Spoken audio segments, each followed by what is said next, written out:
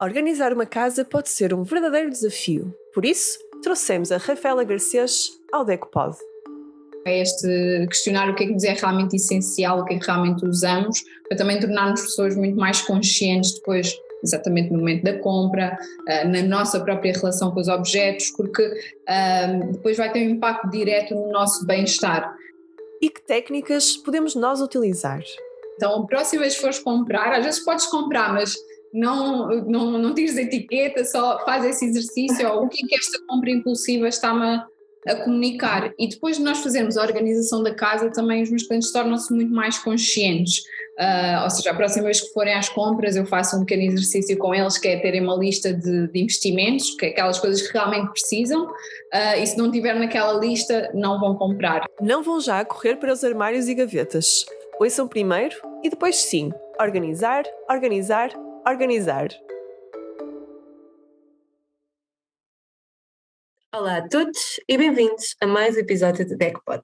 O meu nome é Rita Soares, estou acompanhada da Graça e somos algumas das vozes que fazem o DECPOD, o podcast da DECO, a Associação Portuguesa para a Defesa dos Consumidores. Já ouviu falar de uma Marie Kondo à portuguesa? Pois é, hoje temos connosco Rafaela Garcês, que nasceu na Madeira, cresceu em Moçambique, viveu no Brasil, mas considera que o seu lar é em Lisboa. É designer de formação, especialista em organização emocional e é consultora em essencialismo, um conceito que vamos explorar ao longo desta conversa. Afirma que foi durante a sua infância que aprendeu a viver e a cuidar de uma casa como uma forma de amor próprio e respeito pelo que nos rodeia. Hoje tem um livro publicado, cria conteúdos sobre organização pessoal e profissional, tem uma escola e acompanha os seus clientes na organização das suas casas de dentro para fora. Olá Rafaela, muito bem-vinda ao DECPOD. Olá Rita, olá Graça. Olá, boa tarde, obrigada por ter aceito este desafio de se juntar à DECO, a Associação Portuguesa para a Defesa do Consumidor, que quer chegar mais longe ainda e trazendo assuntos que são diferentes, que são fora daquilo que a maioria dos cidadãos pensa como matéria de defesa do consumidor, e realmente saber que temos uma especialista em organização emocional é diferente, é atraente, é divertido até, e eu estive a espreitar o seu site, que aliás é uma visita que aconselho a todos aqueles que possam estar a ouvir e a ver o nosso DECPOD.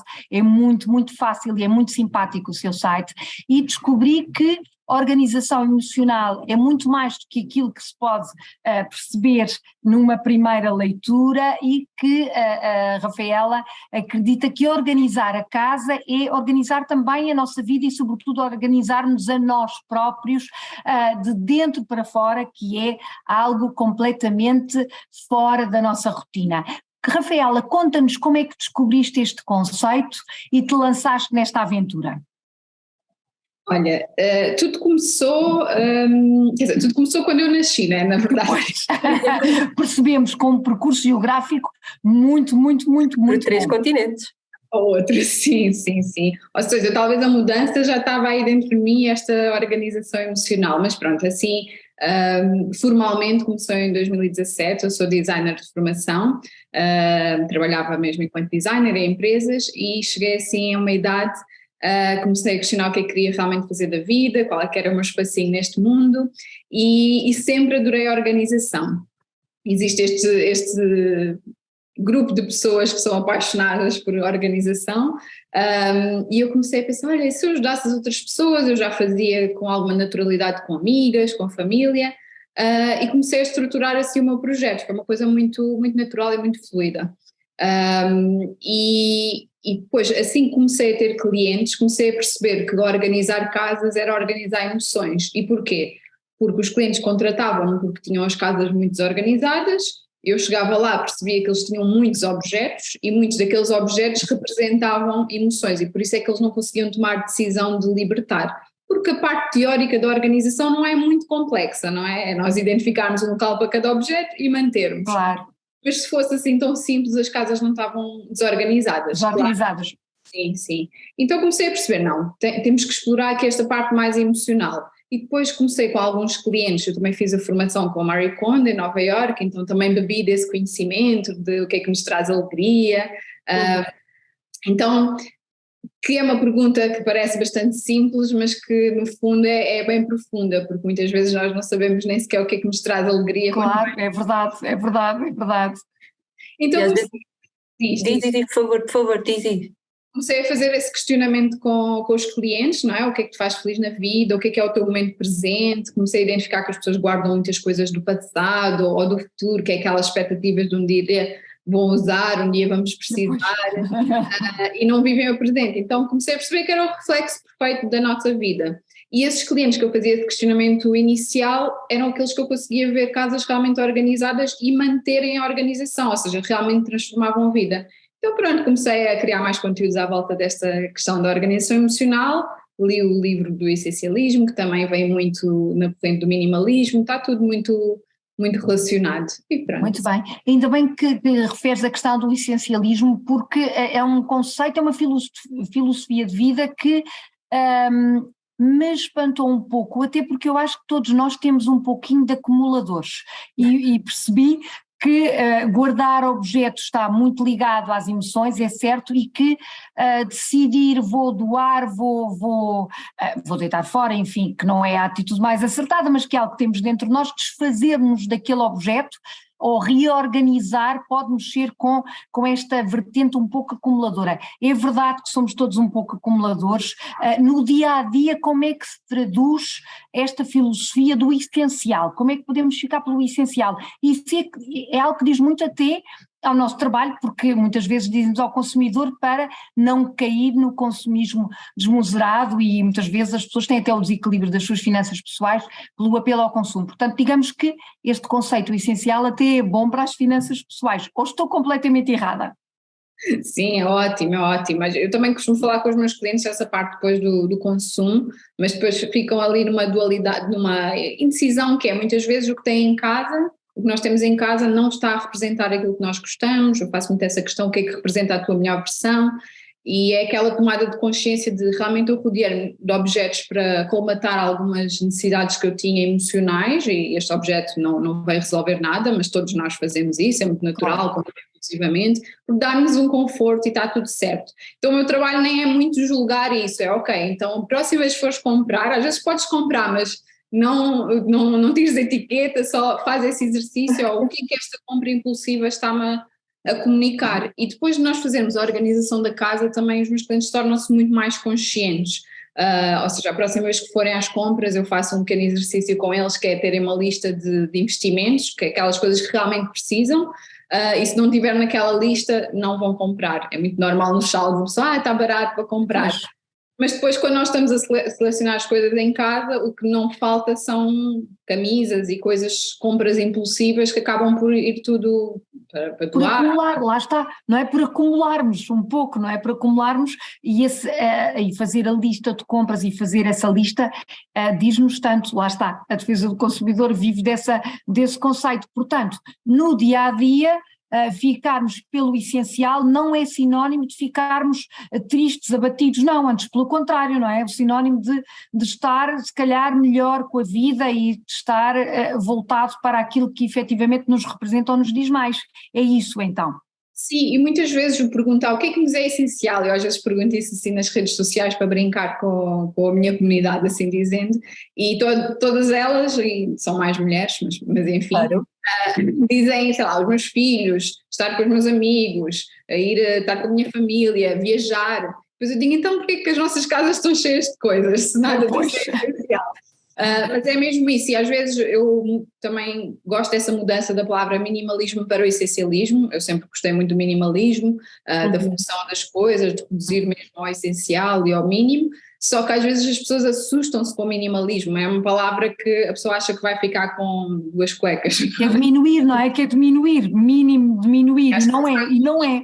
O essencial, assim, tira esse peso do mínimo, apesar de ser basicamente a mesma coisa, mas é o essencial daquela pessoa. Se aquela pessoa quer ter uma coleção com 300 isqueiros, pode ter, é essencial para ela. Claro, claro. Então é essa mudança de palavra para tirar o peso do minimalismo. Do minimalismo. E encontrar o nosso essencial, que muitas vezes não são coisas, não é? Que é quase... Lembrei-me agora daquela, desculpem aqui, parece um bocadinho de filosofia barata, mas lembrei-me, a Rafaela estava a falar no essencial, lembrei-me logo do livro do Príncipezinho, porque ele diz claramente que o essencial é invisível aos olhos, e é isso que se percebe no teu trabalho e nos conselhos que dás, e vi até na pesquisa que fiz, enfim, no nosso amigo Google, que tens sido convidada para alguns programas de televisão, para alguns podcasts. Portanto, parece que Portugal ainda sabe pouco sobre a tua área de trabalho, mas que o teu acolhimento tem sido favorável. Achas que os consumidores se mostram, enfim, estou a falar do consumidor médio, do consumidor comum, da família portuguesa comum, estão sensíveis a estes ensinamentos, estão abertos a esta filosofia de vida? Olha, muito honestamente, eu acho que o grande desafio cá em Portugal é que as pessoas não têm muito hábito de abrir a casa para este tipo de serviço, não é? Eu cresci em Moçambique, as pessoas têm muito mais, são mais relaxadas com isso, vive-se muito a casa dos outros. No Brasil também é assim, as pessoas têm mais esse abrir a casa para receber as pessoas. Mais à vontade, mais à vontade. Nós temos mais vergonha, eu estou a dizer nós, mas por vezes tem mais vergonha e vai mexer nas minhas gavetas, não tem tanta abertura para este tipo de serviços. Então esse é o desafio. Mas por outro lado, eu como também crio muitos conteúdos e tenho os meus cursos online e aulas online, as pessoas se calhar um primeiro passo começam por aí, percebem e ganham confiança e depois então contratam. E a organização profissional, uma das coisas que eu identifiquei quando comecei há 5 anos, é que já existiam organizadoras a fazer, mas era um tema que era muito pouco falado. Então eu achei que era muito interessante e teve um boom muito grande durante a pandemia, que todas as pessoas estavam a Claro. uma mudança muito grande no mercado, mais procura, mais clientes, então foi muito interessante fazer essa mudança também. A pandemia para mim foi boa. Foi uma oportunidade, claro. E esses clientes, que faixa etária é algo que enfim, fico curiosa, são consumidores mais velhos, mais novos, quem é que procura beber desta filosofia de vida e destes conselhos práticos? Olha, eu diria pelos meus clientes é uma faixa etária entre 35 e 45, porquê? Ainda ontem estava a falar com uma amiga minha que é mais velha, tem 65, e mesmo vejo o exemplo dos meus pais, acham muita piada este tipo de serviços, mas têm uma relação com os objetos muito diferente. Tem uma relação de cada objeto foi uma conquista pessoal grande, porque passaram momentos difíceis, então representam mesmo conquistas de vida, enquanto se calhar para a minha geração ou para a geração a seguir já não houve tanto essa dificuldade em adquirir objetos, então não tem tanto significado, então é essa faixa etária que procura. Mais novos, é difícil, também é um tipo de serviço que não estão muito disponíveis financeiramente. E se calhar também não tem casa própria, vivenda com os pais, claro, obviamente, mas eu compreendo tão bem, porque também vejo essa situação, porque tivemos uma infância e uma adolescência, enfim, com menos até possibilidade de escolha, não, mesmo que a família tivesse algum desafogo financeiro, não havia por onde escolher, o mercado era muito apertado, muito fechado, não tínhamos muito por onde escolher, e o que fomos comprando, isso vê-se até com o vestuário, e posso partilhar com quem nos segue e com a Rafaela que eu e a Rita partilhamos a mesma sala de trabalho e percebemos estas diferenças, que é curioso, são diferenças de comportamento de compra e também de filosofia de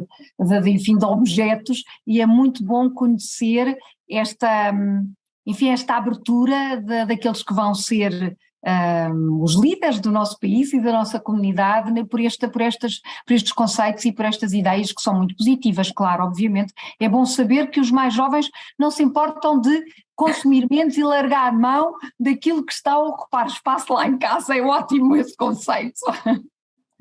O mundo fica mais leve, não é? É verdade. Olha, Rafaela, exatamente porque falaste destas diferenças geracionais e falámos também um bocadinho da tua passagem por 3 continentes, eu queria saber, fiquei com curiosidade, confesso, quais foram, para além da diferença que falaste, enquanto que noutro país há mais abertura, há convite, eu queria perceber mais dessas diferenças por todos os sítios que passaste, aquilo que identificavas e que contribuiu para o teu trabalho, para esta carreira que tu acabaste por assegurar.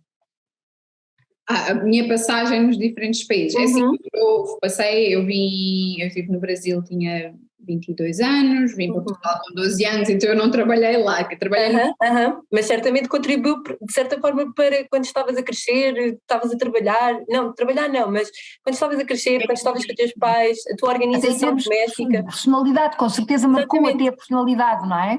E isso é uma das coisas que eu falo logo no início do meu livro, que o facto de ter crescido em Moçambique, e foi assim um período pós-guerra, as pessoas viviam muito na casa uns dos outros, então os amigos dos meus pais são a minha família, porque lá, o resto da família estava cá em Portugal, então vivíamos mesmo muito a casa uns dos outros, não dava para ir ao cinema, não se saía muito. Era então um convívio familiar. Sim, e é muito interessante, porque, por exemplo, a minha mãe e o meu pai têm muito prazer em receber pessoas em casa, em cuidar da casa, e eu lembro-me que a minha mãe desde sempre mudava a disposição dos móveis em casa, quando, sei lá, na altura de Natal, ao meio do ano, para mudar a energia do espaço.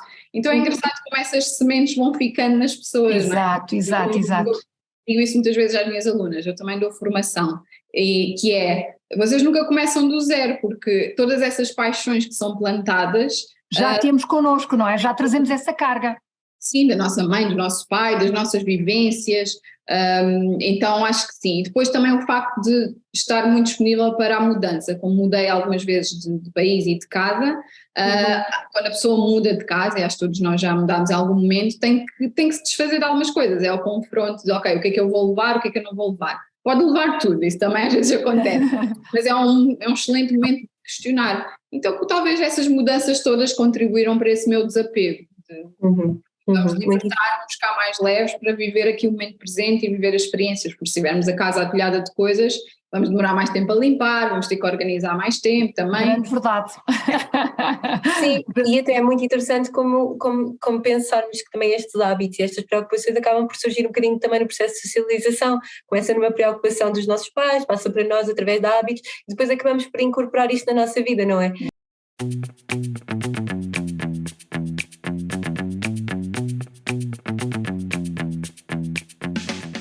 O preço da fatura de eletricidade está a causar-lhe uma bela dor de cabeça? Procure o Gabinete de Aconselhamento de Energia da DECO, onde receberá recomendações para gerir melhor e de forma mais eficiente os seus consumos de energia. Contacte-nos pelo telefone 21 371 0200, por e-mail deco@deco.pt ou pela linha do WhatsApp 966 449 110. Já sabe, a DECO sempre consigo.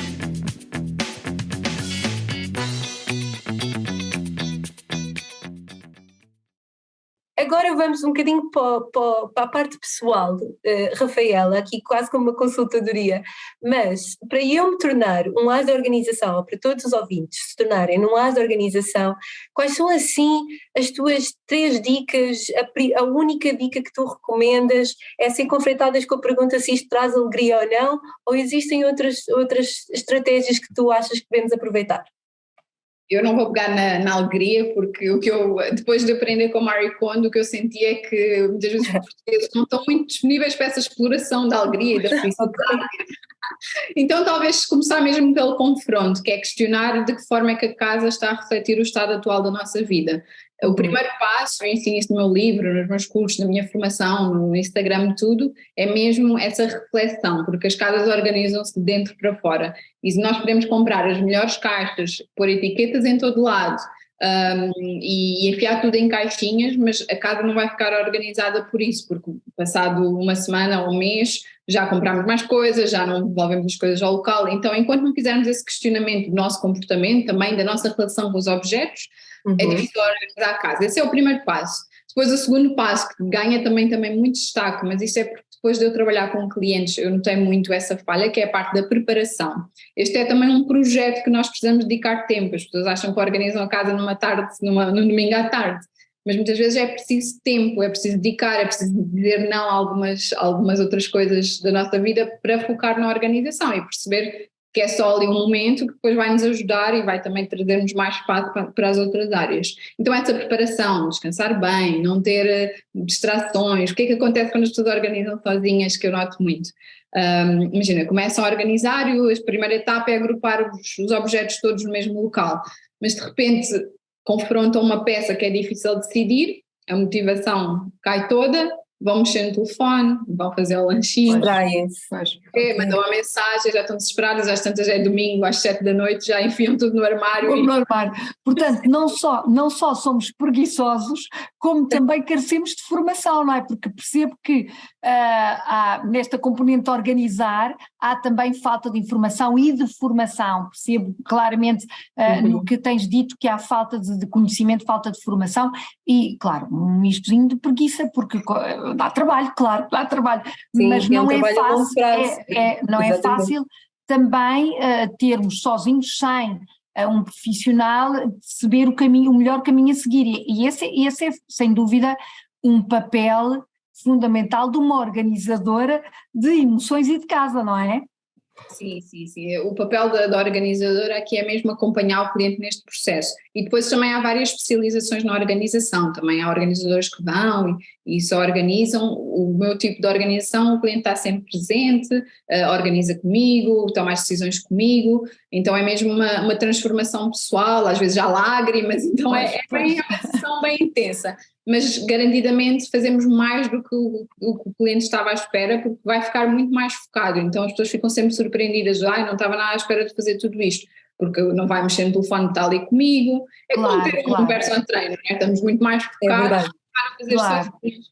Mas enfim, depois dessa preparação e dessa reflexão, claro que passamos à parte prática, que eu acho que acaba por ser mais fácil, que é a teoria, que é agrupar todos os objetos da mesma categoria, selecionar e identificar um local para cada um deles. São estes 3 passos. E depois manter, que é a grande dificuldade. Manter, pois.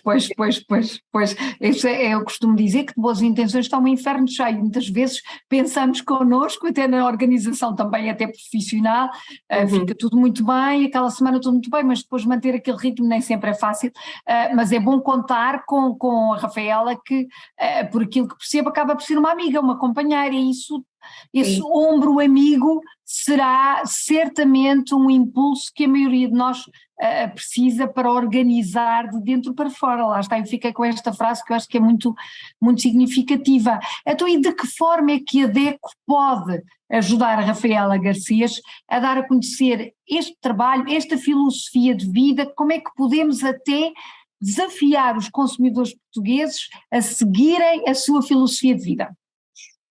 Bem, primeiro podem comprar o meu livro, que tem lá a teoria toda. Muito bem.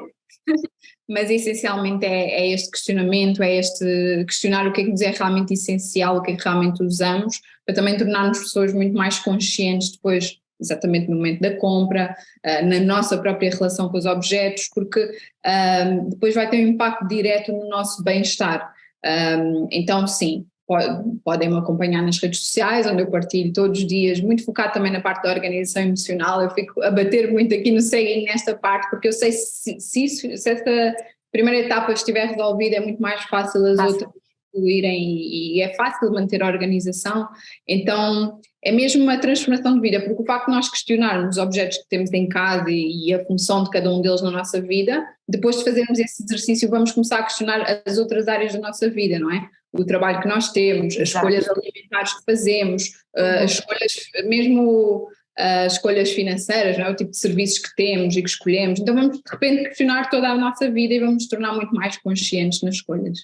Ou seja, vamos nos tornar consumidores mais responsáveis e mais sustentáveis, que são grandes prioridades para a DECO, para a nossa associação e para nós próprios, não é? Que queremos que a população seja realmente mais sustentável e mais organizada.